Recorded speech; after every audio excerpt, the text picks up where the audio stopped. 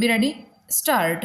विद्वान अधिवक्ता अभियुक्त द्वारा जिरह में गवाह ने बयान किया कि यह सही है कि प्रदर्श P2 में यह अंकन नहीं है कि किन किन दस्तावेजों का अवलोकन किया गया विराम। आज खुद कहा कि मैंने संपूर्ण पत्रावली का अवलोकन किया था विराम। यह सही है कि प्रदर्श P2 में लोन राशि थी, कितना अदेय था और कितना ब्याज था इसका अंकन नहीं है।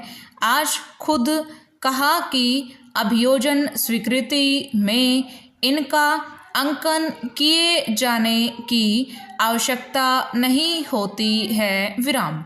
यह मुझे आज ध्यान नहीं है कि प्रदर्श P2 जारी करने से पूर्व आरोपी को सुनवाई का अवसर प्रदान किया गया था या नहीं विराम।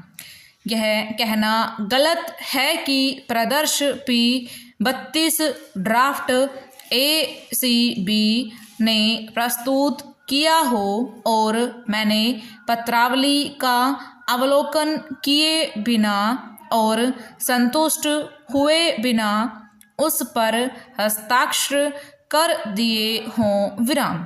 यह कहना गलत है कि मैंने अपने विवेक एवं मस्तिष्क का प्रयोग नहीं करते हुए मैकेनिकल रूप से अभियोजन स्वीकृति जारी कर दी हो विराम पहरा।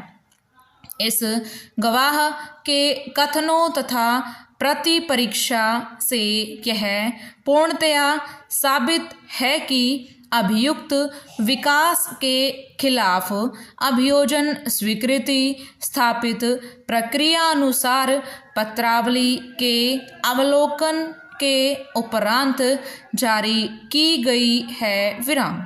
जिरह में ऐसा कोई तथ्य उभय कर प्रकट नहीं होता है कि अभियोजन स्वीकृति बिना प्रक्रिया अपनाए हुए मन मकसूद तरीके से जारी कर दी गई हो विराम। ऐसा लेस मात्र भी प्रकट नहीं होता है कि अभियोजन स्वीकृति प्रदर्श P2 ACB के दबाव में बिना विवेक का उपयोग कर मैकेनिकल तरीके से जारी की गई हो विराम।